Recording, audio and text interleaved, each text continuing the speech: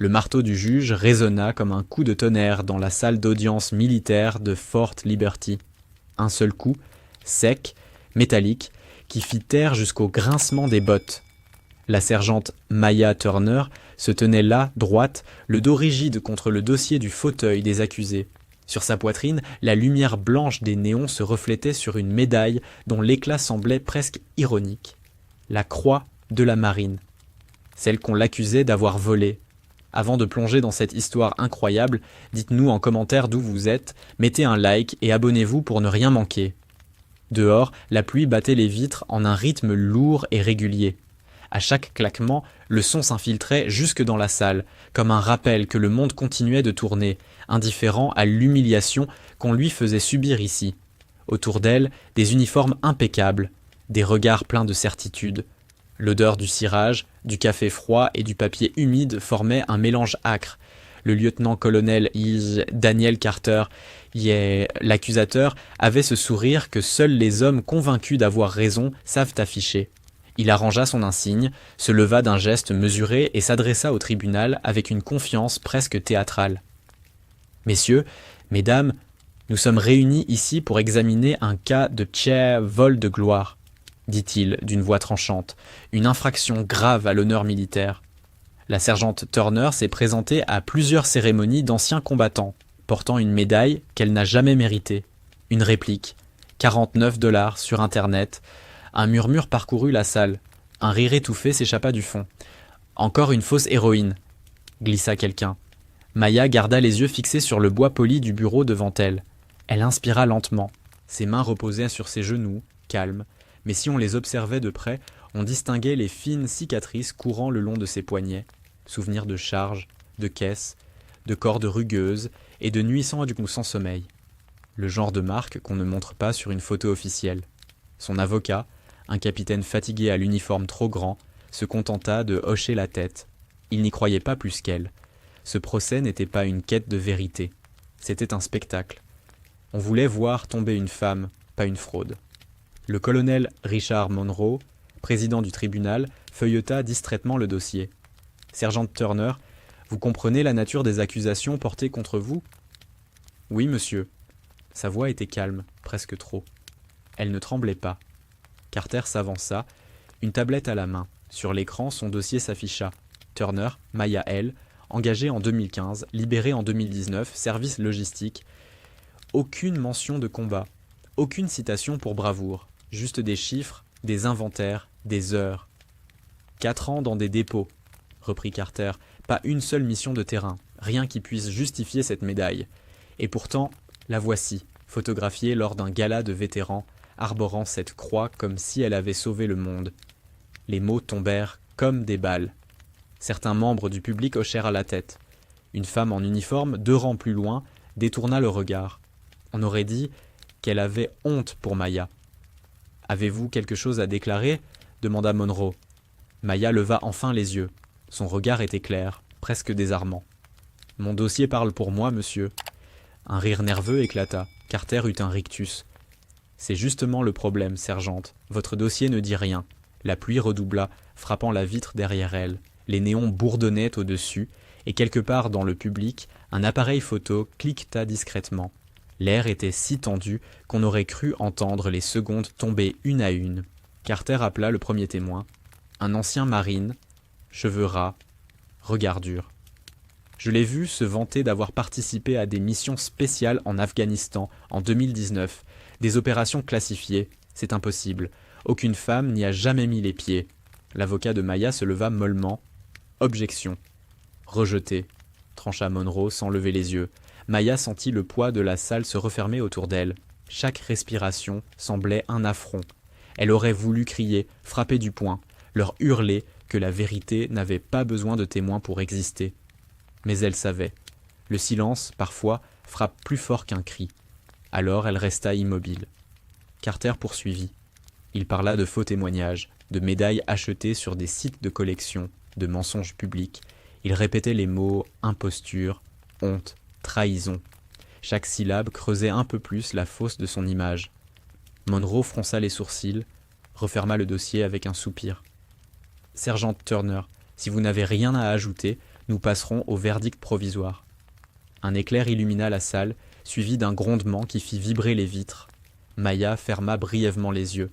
Elle sentit son cœur battre dans sa gorge. Et soudain, quelque chose changea.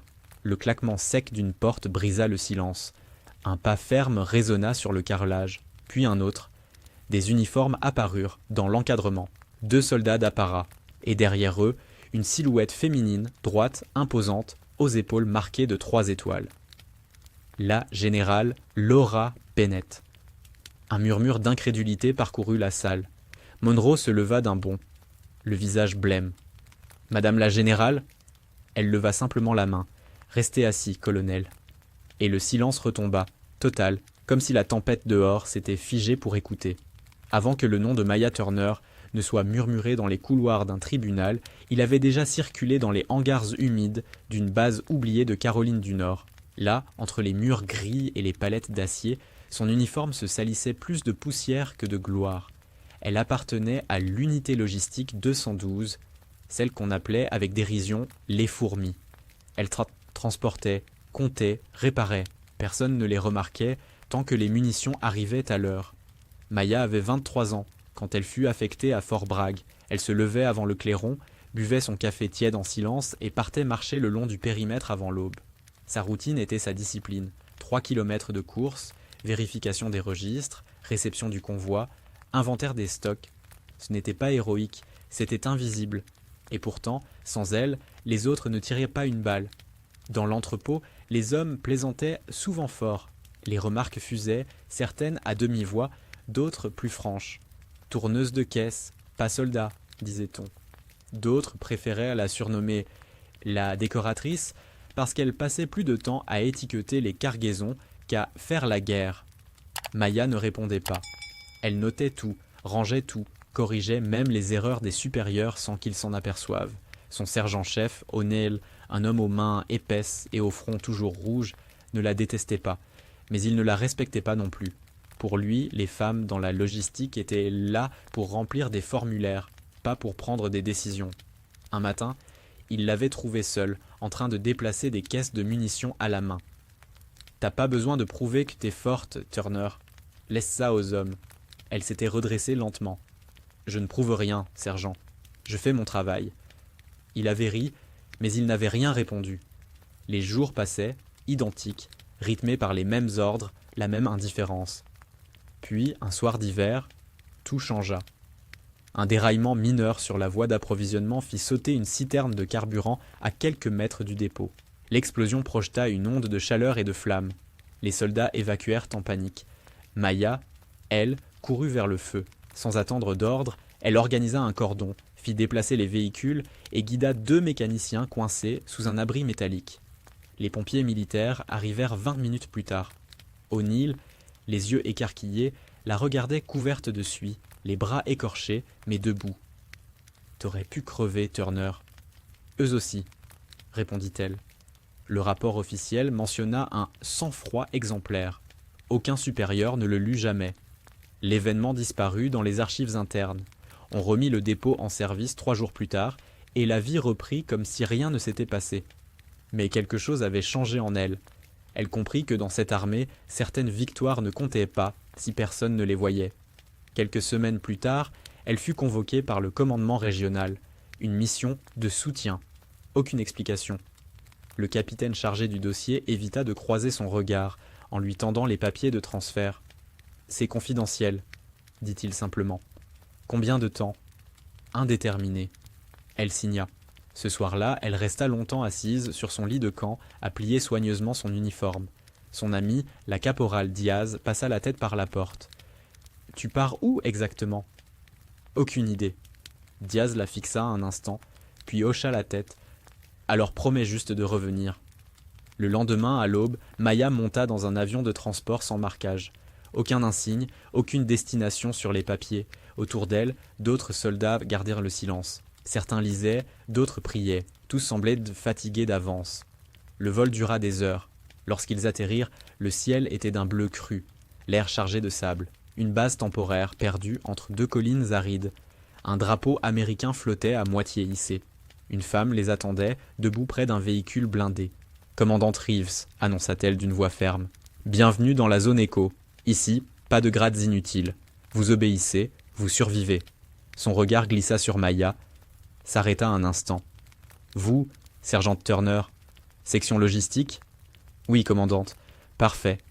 Vous gérez les stocks, les transmissions et les convois humanitaires. Pas de place pour l'erreur. La première nuit, Maya dormit peu. Le vent siffla à travers la toile de la tente, charriant le sable jusque dans ses bottes. Au loin, des tirs étouffés rappelaient que la paix n'était qu'un mot. Elle observa les silhouettes des gardes à travers la toile et sentit une étrange prémonition. Ici, son nom disparaîtrait complètement. Les jours suivants furent rythmés par la chaleur et la poussière. Elle vérifiait les cargaisons d'eau, les rations, les générateurs. Tout semblait mécanique jusqu'à ce qu'elle remarque les anomalies, des caisses non répertoriées, marquées d'un code inconnu. Quand elle en parla au lieutenant chargé du dépôt, il détourna les yeux. « Tu ne veux pas savoir, range-les simplement. » C'était sa première rencontre avec l'ombre du projet Iron Veil. Le soir, en rangeant ses registres, elle pensa à Fort Bragg, à O'Neill, à Diaz, à la banalité du mépris. Ici, il n'y avait ni sarcasme, ni rire, seulement le silence. Et pourtant, ce silence-là lui faisait plus peur que tout le reste. Le vent chaud d'Afghanistan soulevait des tourbillons de poussière qui collaient à la peau comme une seconde couche de sable. La base de la zone écho ressemblait à une cicatrice sur la terre, faite de tentes, de blindés et de silence. Chaque matin, Maya marchait du dépôt au centre de communication, traversant le camp encore endormi. Les hommes la saluaient distraitement, certains feignaient de ne pas la voir. Mais elle observait tout, notait les routines, les trajets, les visages. L'ordre, ici, n'était qu'une illusion. La commandante Reeves, une femme sèche aux cheveux courts, lui faisait confiance sans le dire. « Vous comprenez les choses avant qu'on vous les explique », avait-elle murmuré un jour. Maya gérait les stocks, les transmissions et les trajets de convoi. Officiellement, leur mission consistait à livrer du matériel médical et à superviser l'évacuation de civils déplacés. En réalité, quelque chose clochait.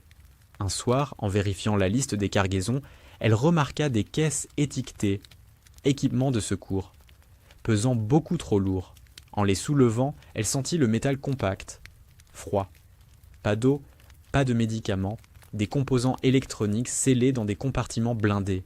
Elle voulut en parler, mais Reeves coupa court. « Laisse ça, Turner, ce n'est pas notre problème. » Cette phrase resta dans sa tête. Ce n'est pas notre problème. Elle l'avait déjà entendu à Fort Bragg quand elle signalait des erreurs de transport ou des caisses de munitions perdues. Mais ici, tout prenait un sens différent. Quelques jours plus tard, un convoi se prépara pour traverser la vallée de Sangar. Maya devait superviser le chargement. Le sergent Dwyer, un vétéran bourru, ricana en la voyant inspecter les véhicules. « On dirait que t'as peur de salir ton uniforme. »« Non, » répondit-elle sans lever les yeux, « j'ai peur que tu oublies encore le carburant de réserve. » Dwyer grinça des dents, mais ne répliqua pas. Elle savait qu'il la méprisait, comme beaucoup d'autres, mais il obéissait à sa précision. La colonne partit à l'aube. 6 camions, 2 blindés d'escorte, et un silence trop parfait. La route serpentait entre des montagnes pelées. Le soleil frappait fort, et Maya suivait le convoi depuis le second véhicule. Tout semblait normal, jusqu'à ce qu'une détonation secoue le sol. Le 3e camion explosa en une boule de feu, projetant des débris taillis sur la route. Des cris, des ordres, le chaos. Reeves, dans le blindé avant, hurla dans la radio. « Position défensive, contact nord !» Des tirs éclatèrent. Maya attrapa un fusil qu'elle n'avait jamais eu l'occasion d'utiliser. Les hommes cherchaient une direction, tirant à l'aveugle. Les civils dans le dernier véhicule pleuraient. Le souffle chaud de l'explosion vibrait encore dans sa poitrine.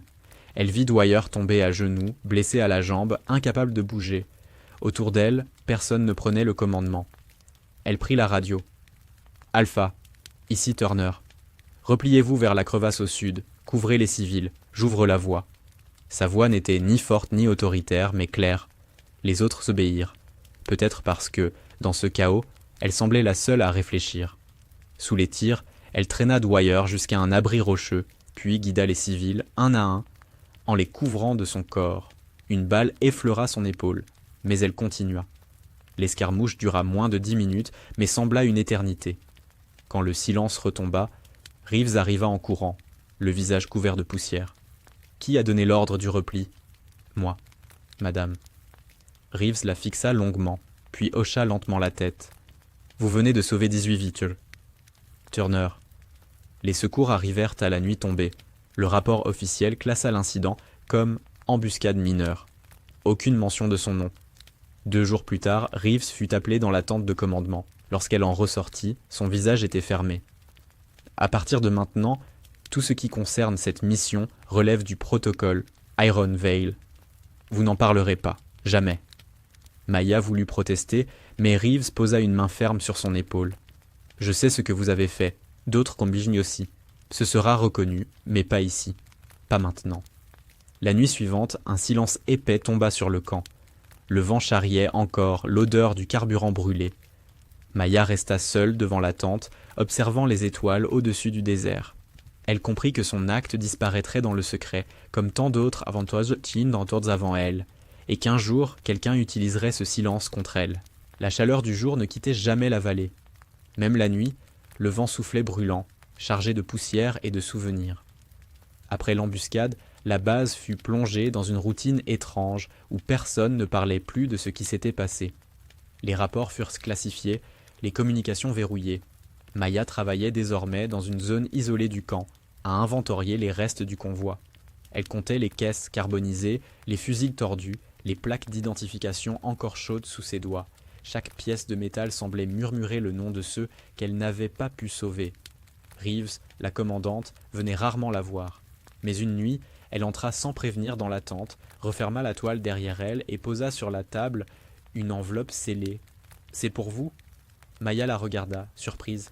« Qu'est-ce que c'est ?» Une reconnaissance, non officielle. À l'intérieur, une médaille. Pas une imitation, pas une copie. Une vraie croix de la marine, gravée d'une date et d'un code. IRV 17O. Reeves parla à voix basse. « Ce que vous avez fait à Sangar ne doit pas être su, mais certains savent, moi et ceux au-dessus de moi. Si un jour quelqu'un doute, souvenez-vous de ça. » Maya la prit, sans sourire. « Pourquoi le secret ?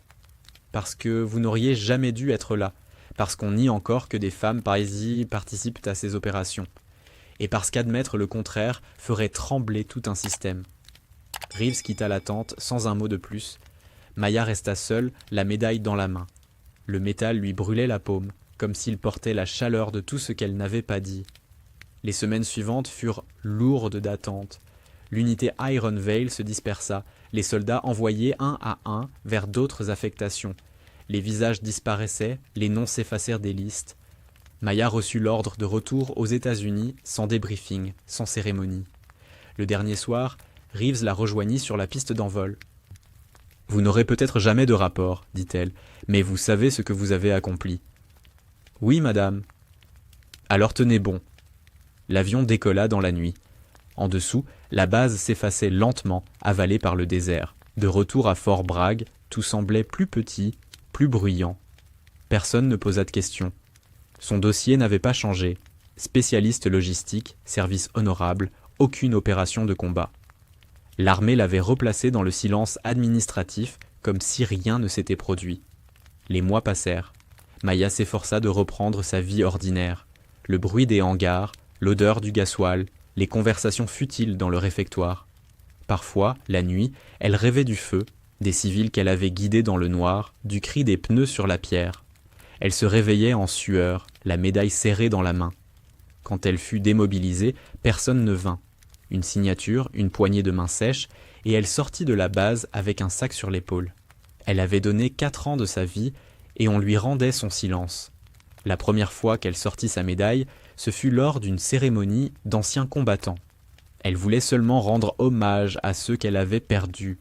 Elle épingla la croix sur sa veste, discrètement. Personne ne la reconnut.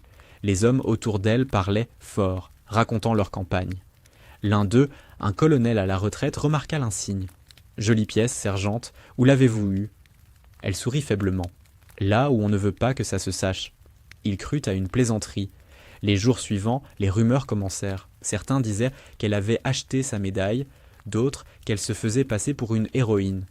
Elle ignora les murmures. Puis vinrent les regards, les emails anonymes, les insinuations.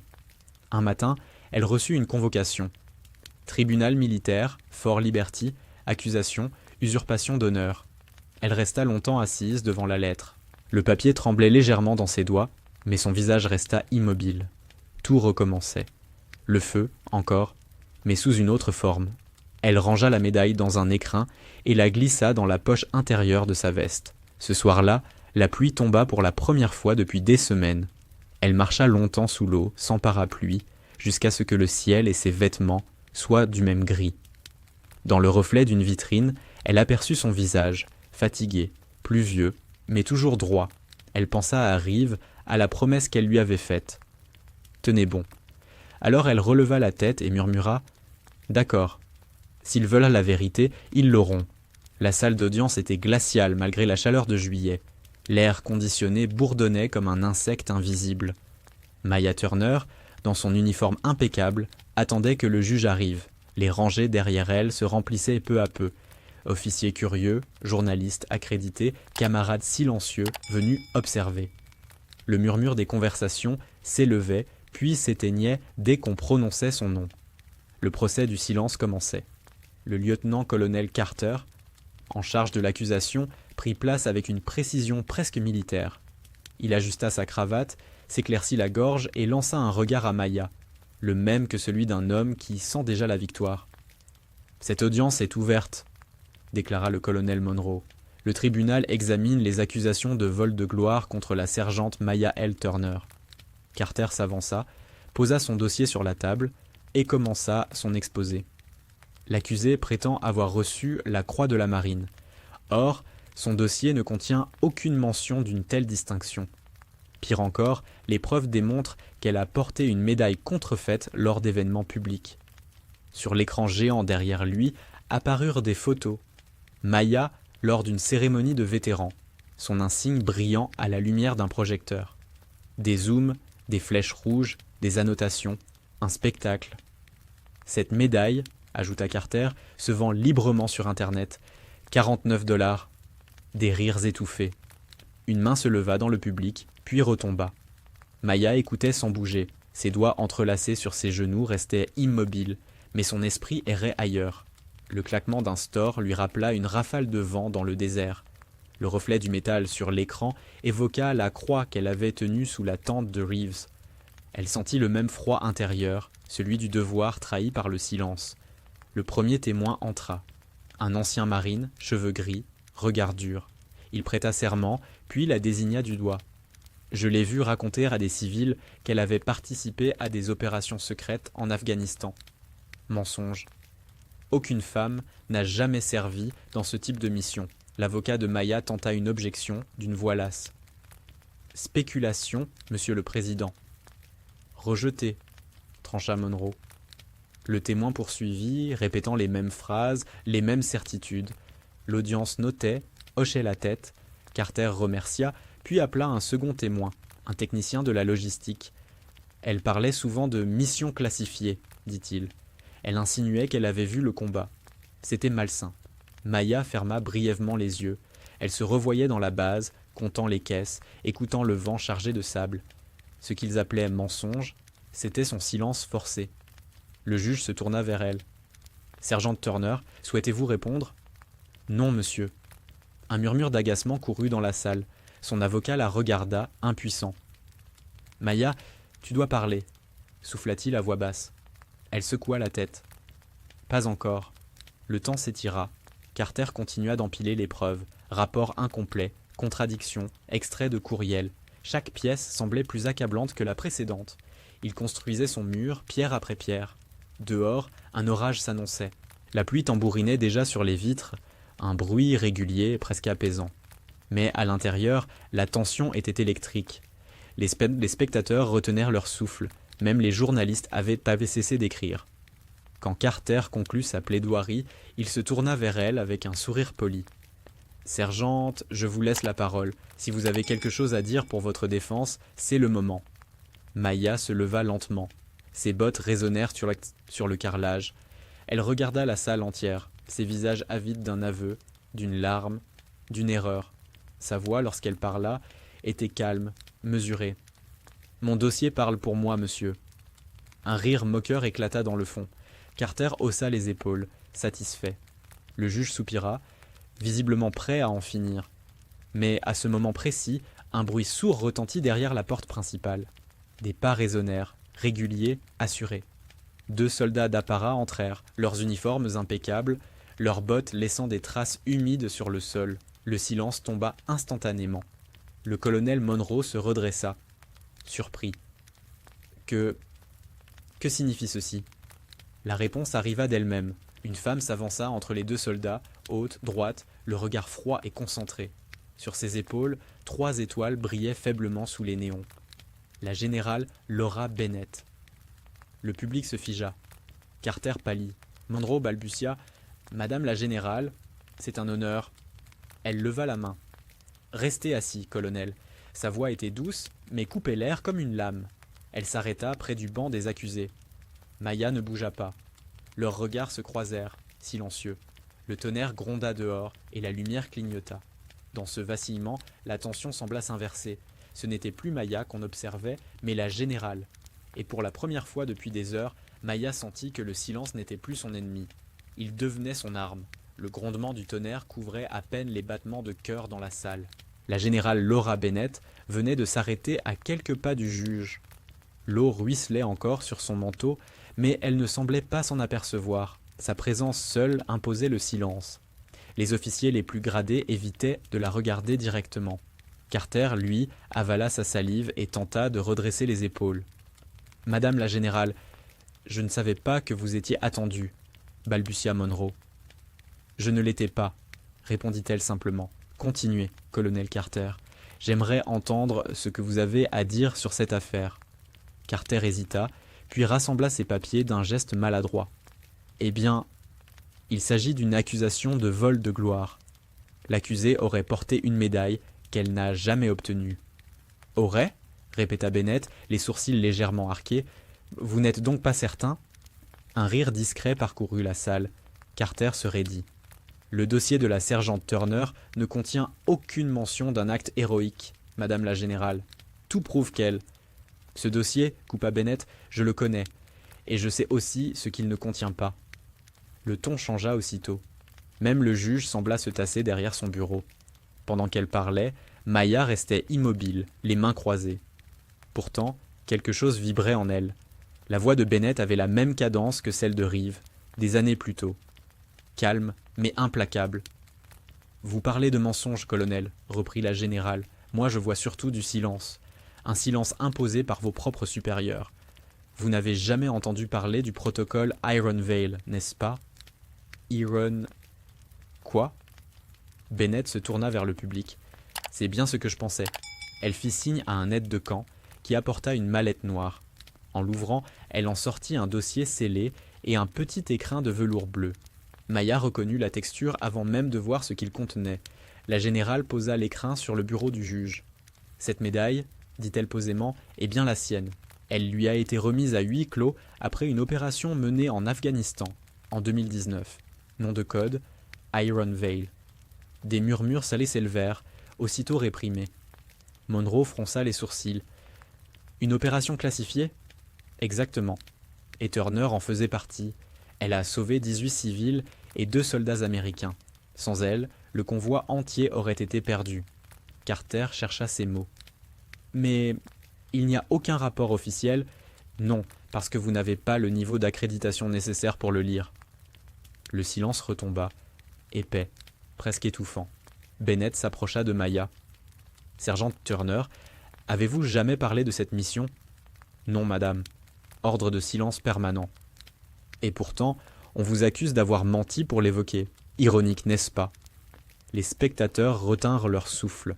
Carter, livide, tenta encore. « Madame la générale, même si ce que vous dites est vrai, il est très inhabituel qu'une femme soit envoyée sur ce type d'opération. Et c'est précisément pour cela que tout a été caché. » La phrase tomba comme une pierre dans l'eau. À ce moment, la porte du fond s'ouvrit discrètement. Une journaliste militaire entra, carnet en main, trempée par la pluie. C'était la même qu'on avait vue plutôt griffonner des notes rapides. Elle s'arrêta net en entendant le mot « Iron Veil ». Les gardes voulurent l'expulser, mais Bennett leva la main. « Laissez-la. » Le pays mérite de savoir qui il accuse. Maya sentit son cœur battre plus fort. Ce procès, bâti sur l'ignorance, venait de s'effriter. Chaque regard dans la salle changeait, moins dur, plus incertain. La générale se tourna de nouveau vers le juge. « Colonel Monroe, je demande que cette audience soit suspendue. Ce dossier dépasse votre juridiction. » « Madame la générale, si cela est avéré, alors… » « Ce n'est pas une hypothèse, » coupa-t-elle, « c'est un fait, et je le signerai de mon nom. » Elle sortit un document, le glissa sur le bureau. Le sceau rouge du département de la Défense y brillait encore humide. Dehors, la pluie tombait plus fort. La journaliste leva les yeux, bouleversée, comme si elle venait d'assister à un événement qu'elle n'aurait jamais imaginé. Bennett ajouta calmement « Ce procès s'arrête ici, colonel, et avant que quiconque ne quitte cette salle, vous allez entendre ce que la loyauté et le courage signifient vraiment. » Le tonnerre gronda de nouveau. La tempête semblait répondre à sa voix. La générale Bennett fit un pas en avant. Chaque mouvement d'elle semblait mesurer la distance exacte entre la justice et l'humiliation. Son regard balaya la salle. Officiers, journalistes, soldats, tous semblaient plus petits sous la lumière blanche. « Vous savez, » dit-elle d'une voix calme, « dans mes 30 années de service, j'ai vu des hommes décorés pour moins que ce qu'elle a accompli. Et j'ai vu des femmes réduites au silence pour bien plus. » Le colonel Monroe baissa les yeux. Carter, blême, triturait son stylo. Il n'avait plus rien à dire, mais refusait de l'admettre. « Madame la générale, » tenta-t-il encore, « si vous possédez des preuves, le tribunal, les preuves non de moi sont là. » « Colonel. »« Moi. J'étais au commandement du programme Iron Veil. J'ai signé les ordres qui ont envoyé la sergente Turner sur le terrain. » Un murmure s'éleva. Certains officiers échangèrent des regards inquiets. La journaliste notait frénétiquement chaque mot, sa main tremblant légèrement. Bennett continua. « L'opération Iron Veil a été créée pour sauver des civils dans une zone contrôlée par des insurgés. Elle a échoué jusqu'à ce que cette femme prenne le commandement alors que tous les autres étaient hors de combat. Ce qu'elle a fait ce jour-là dépasse la simple bravoure. C'était de l'instinct, du dévouement pur. » Elle se tourna vers Maya. « Vous n'avez jamais cherché la gloire, n'est-ce pas ?»« Non, madame, » répondit Maya, « seulement la vérité. » Un éclair illumina la pièce. On aurait pu entendre tomber une épingle. Bennett ouvrit l'écrin de velours sur le bureau du juge. La médaille scintilla faiblement, gravée d'un code, celui qu'elle avait déjà vu sous la tente des années plus tôt. « Cette croix de la marine est légitime, » déclara la générale, « et elle ne se vend pas sur Internet. Elle a été remise dans un hangar scellé, sans témoin, parce que reconnaître qu'une femme avait sauvé une mission de renseignement aurait soulevé des questions que certains préféraient enterrer. » Elle s'approcha de Carter, son ombre le recouvrant presque. « Vous avez parlé de mensonges, de vanité. Je vois surtout une institution qui préfère l'oubli à l'humilité. » Carter tenta un sourire crispé. « Peut-être qu'il s'agit d'une confusion. Non, il s'agit d'une injustice. Et vous en êtes la preuve vivante. » Le juge Monroe toussa, mal à l'aise.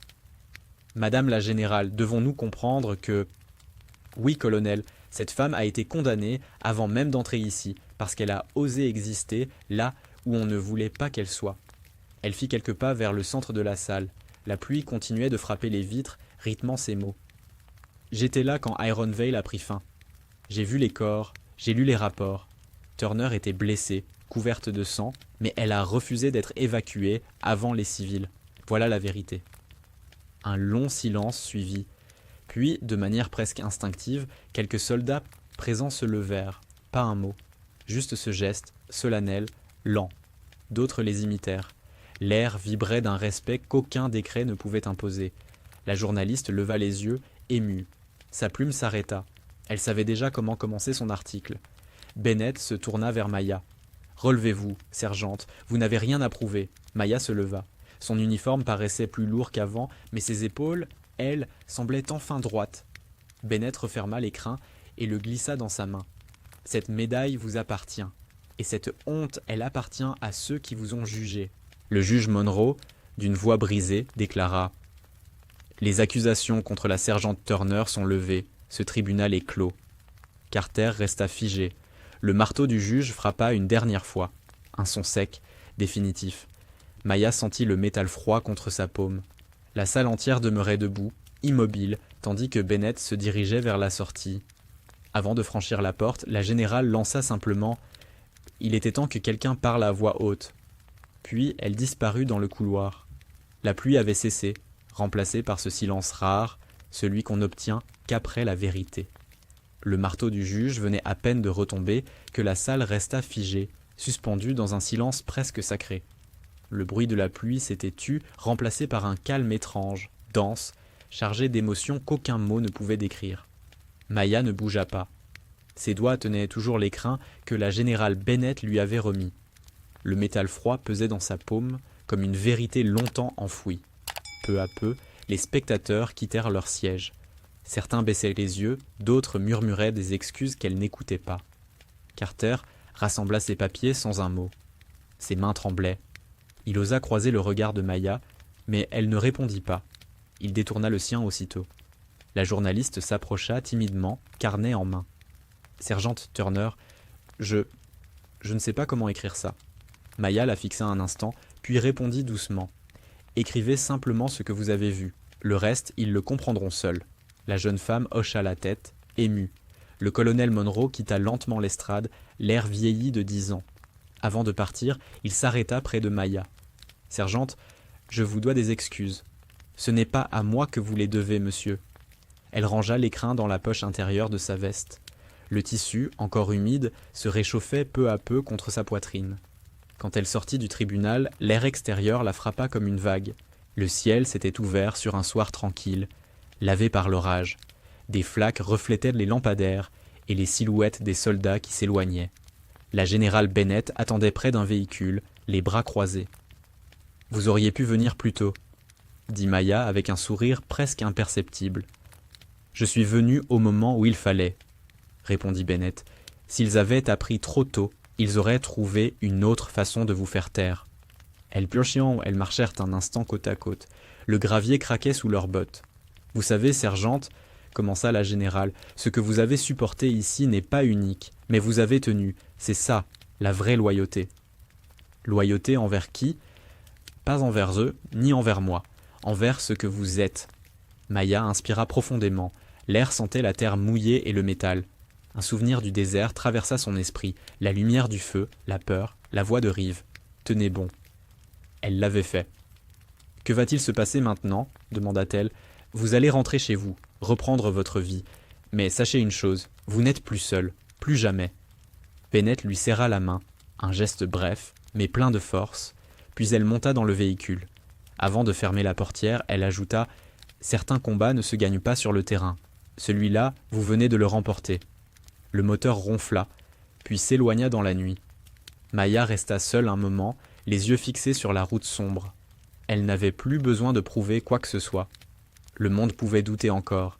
Elle s'en moquait. La vérité, elle, était entière, gravée dans le métal qu'elle portait contre son cœur. Elle reprit le chemin de sa voiture. À chaque pas, la boue s'écrasait doucement sous ses semelles. La base derrière elle s'éteignait, une lumière après l'autre. Elle se retourna une dernière fois, comme pour dire adieu à tout ce qu'elle avait dû taire. En montant dans le véhicule, elle posa la médaille sur le siège à côté d'elle. Un rayon de lune glissa sur sa surface. Les gravures y brillaient faiblement. Irvé, 17, Oakville. Elle ferma les yeux. Le bruit lointain des hélicoptères se mêla à celui de la pluie renaissante. Et pour la première fois depuis des années, Maya sourit. Pas un sourire de défi, ni de soulagement. Un sourire calme, libre. Le moteur démarra, la route s'ouvrit devant elle, longue et noire, mais cette fois, elle n'était plus un champ de bataille. La vérité voyageait désormais avec elle.